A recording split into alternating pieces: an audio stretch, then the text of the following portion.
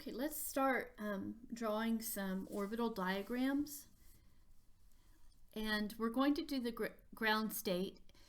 And you guys have always done ground state when you've done Bohr models. That's why you put the electrons in the first ring out from the nucleus first, and you filled that one, and then you went to the second, and so on.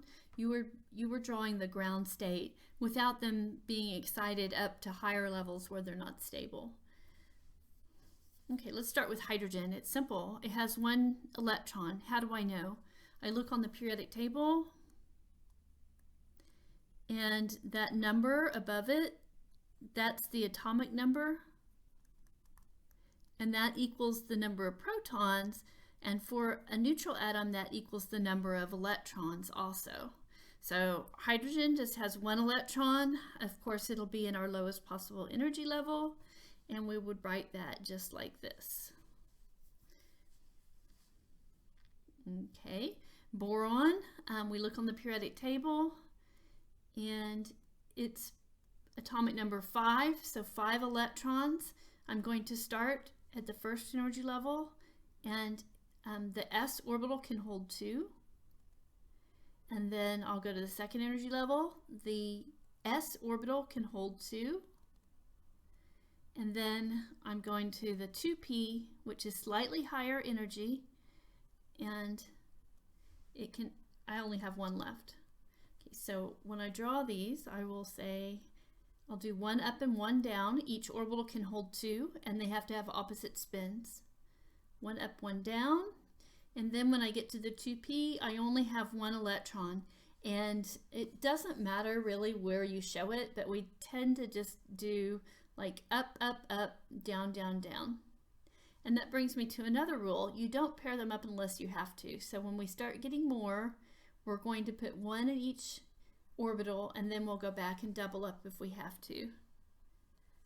And that actually is this next rule, that Hund's rule, that you don't pair up the electrons unless you have to. If they can each have their own orbital, that's better. So carbon has 6. So I'll go up, down, that's 4, and then 5, 6. So I don't put those two in the same orbital. Oxygen has 8. So 1, 2, 3, 4, 5, 6, 7. Oh, I'm going to have to pair up 1. Again, the typical way to write it is that up, up, up, down, down, down. Okay, so we've got a pattern going, but it gets more complicated once you get up into the 3rd energy level. So we do, since it's ground state, we do start at the bottom and we fill up orbitals that have the lowest energy. And the problem is that once you get to the 3rd energy level, the pattern isn't as simple as you would expect. If I drew the 4th energy level in here, that's where the 4s is. And so since I'm filling from bottom to top, once I put electrons in the 3p, I do the 4s next. And then I do the 3d. And if I put the 4p, it goes right here. And so on. After that, they all get really mixed up. The 4d is up here. So I start filling the 5 before the 4 is full. Anyway, so this pattern up here, it does have a regular pattern, and I'll show you, but it makes it a little bit more complicated because we do go from the bottom to the top. So right here, the ground state is not always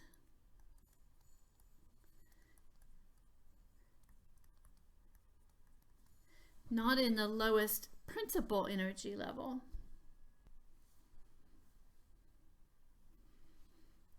Okay, so the off-ball principle is when you use this pattern to determine the ground state of electron configurations.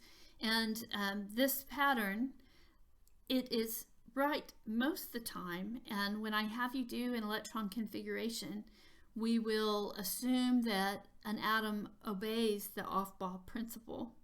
But anyway, so the pattern, it is kind of complicated, but this is a diagram to keep track of it.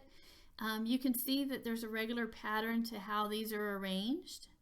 And then what the deal is with the arrows is the arrows are telling the order that they fill. In other words, they fill the 1s, and then electrons go in the 2s, and then electrons go in the 2p, and then the 3s, and then the next electrons will go in the 3p, and the next in the 4s, and then the 3d, 4p, 5s.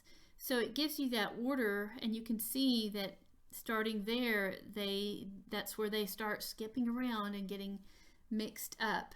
So let's just put something here. After the 3p, they go to the 4s.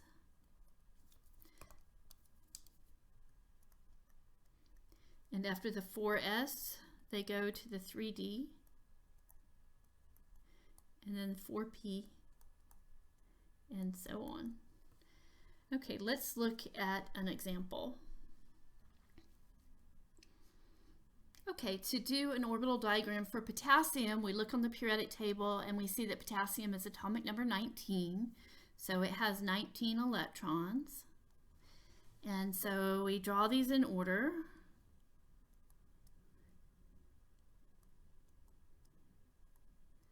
So we need to know the order, and we could use that off-ball diagram to see. Every time I have an S, it's just 1.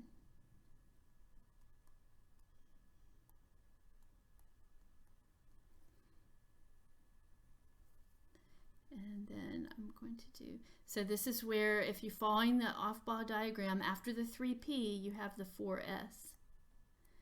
Okay, and then let's see if we have enough yet.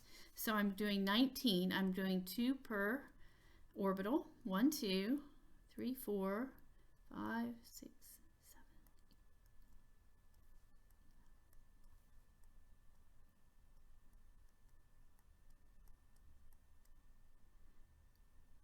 There we go. That's 19.